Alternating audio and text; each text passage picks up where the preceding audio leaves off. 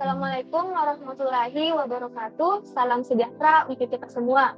Kami dari kelompok 3 yang terdiri dari saya Putri Andreni sebagai presentator pertama, Muraihan sebagai presentator kedua, Aladid sebagai presentator ketiga, Muhammad Arif sebagai presentator keempat, dan Resi sebagai presentator kelima. Pada hari ini kami akan mempresentasikan materi kami yang berjudul Pancasila. Pancasila merupakan dasar resmi negara sejak 18 Agustus 1945. Nah, untuk mengetahui bagaimana Pancasila menjadi dasar dan ideologi negara, mari kita simak materinya. Pancasila dalam arus sejarah. Perumusan Pancasila dalam sejarah bangsa Indonesia mengalami dinamika yang kaya dan penuh tantangan, yang dimulai dari sidang BPUPKI sampai pengesahan Pancasila sebagai dasar negara dalam sidang PPKI. Untuk mengetahui konsep dan urgensi Pancasila, terdapat 3 periode. Periode pertama yaitu periode pengusulan Pancasila, di mana pelaksananya sidang pertama BPUPKI pada tanggal 29 Mei sampai 1 Juni 1945.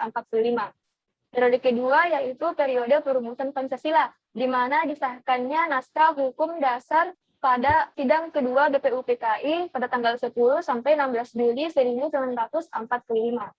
Periode ketiga yaitu periode pengesahan Pancasila, di mana dicetuskannya teks proklamasi kemerdekaan pada tanggal 17 Agustus 1945. Untuk materi pertama sampai di sini saja. Untuk materi kedua akan dibawakan oleh presentator kedua.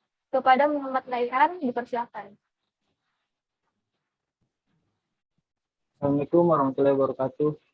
Saya Muhammad Raihan Farisi akan membacakan materi tentang dinamika dan tantangan Pancasila. Salah satu tantangan terhadap Pancasila dalam kehidupan berbangsa dan bernegara adalah meletakkan nilai-nilai Pancasila tidak dalam posisi sebenarnya, sehingga nilai-nilai Pancasila menyimpang dari kenyataan hidup berbangsa dan bernegara. Yang pertama, Pancasila diidentikan dengan Nasakom atau nasionalis, agama, dan komunis. Poin kedua, MPRS mengangkat Soekarno sebagai presiden seumur hidup. Alasan mengapa MPRS menetapkan Soekarno sebagai presiden seumur hidup adalah untuk mencegah PKI memenangkan pemilu dan menguasai pemerintah, lalu mengganti ideologi dasar negara Pancasila menjadi ideologi komunis. Poin ketiga, Presiden membubarkan DPR hasil pemilu 1955. Alasan diperlukannya Pancasila sejarah bangsa Indonesia. 1. Pancasila sebagai identitas bangsa Indonesia. 2. Pancasila sebagai kepribadian bangsa Indonesia. 3. Pancasila sebagai pandangan hidup bangsa Indonesia. 4. Pancasila sebagai jiwa bangsa. 5. Pancasila sebagai perjanjian leluhur. Sekian pembacaan materi dari saya. Assalamualaikum warahmatullahi wabarakatuh. Baik, terima kasih atas penjelasan materinya, Mas Raihan. Untuk materi selanjutnya akan dibawakan oleh presentator ketiga. Kepada Aladid, dipersilakan. Pancasila menjadi dasar negara Republik Indonesia, berarti setiap sendi-sendi kewarganegaraan pada negara Republik Indonesia harus berlandaskan pada nilai-nilai Pancasila. Tujuan negara. Pertama, kekuatan, kekuasaan, dan kebesaran atau keagungan. Kedua, kepastian hidup, keamanan, dan ketertiban. Ketiga, keadilan. Keempat, kesejahteraan dan kebahagiaan hidup. Kelima, kemerdekaan. Selanjutnya, urgensi Pancasila sebagai dasar negara Republik Indonesia.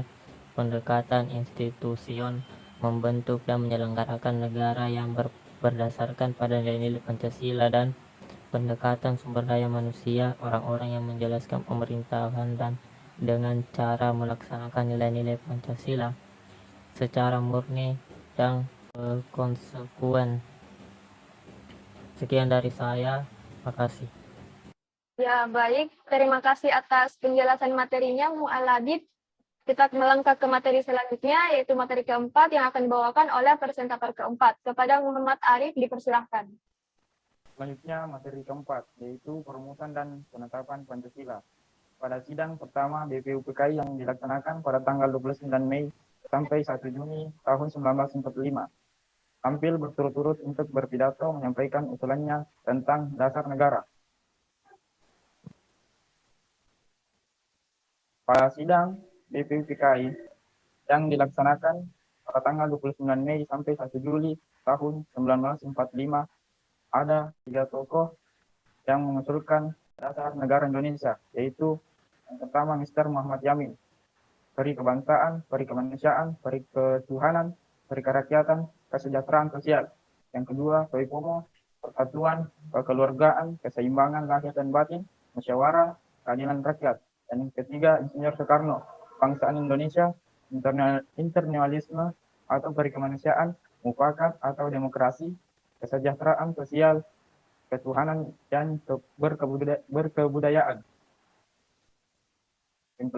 Implementasi nilai-nilai Pancasila dalam perumusan kebijakan pemerintah negara, yaitu yang pertama implementasi nilai Pancasila dalam bidang politik, yang kedua implementasi nilai Pancasila dalam bidang ekonomi, yang ketiga implementasi nilai Pancasila dalam sosial budaya, dan yang keempat implementasi nilai Pancasila dalam bidang pertahanan dan keamanan.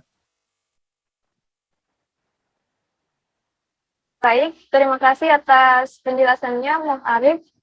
Untuk materi selanjutnya, yaitu materi kelima, akan dibawakan oleh presentator kelima. Pada Reski Saputra, dipersilahkan. Ya baik, terima kasih atas kesempatan yang diberikan. Saya akan membacakan materi kelima. Pancasila sebagai ideologi negara. Ideologi adalah seperangkat atau kesatuan gagasan-gagasan dasar yang disusun secara sistematis dan dianggap menyeluruh tentang manusia dan kehidupan, baik secara individu, sosial, maupun dalam kehidupan bernegara. Tujuan ideologi adalah 1. Menanam dan menjunjung tinggi rasa saling menghargai dan menghormati HAM. 2. Menciptakan bangsa yang nasionalis. 3. Menciptakan bangsa dan demokratis. 4. Menciptakan bangsa yang adil. Tipe ideologi terbagi dua. Ideologi yang pertama, ideologi tertutup adalah gagasan-gagasan atau teori menyeluruh tentang makna hidup dan nilai-nilai yang dimutlakkan sebagai dasar bertindak, tidak terbuka terhadap kritik.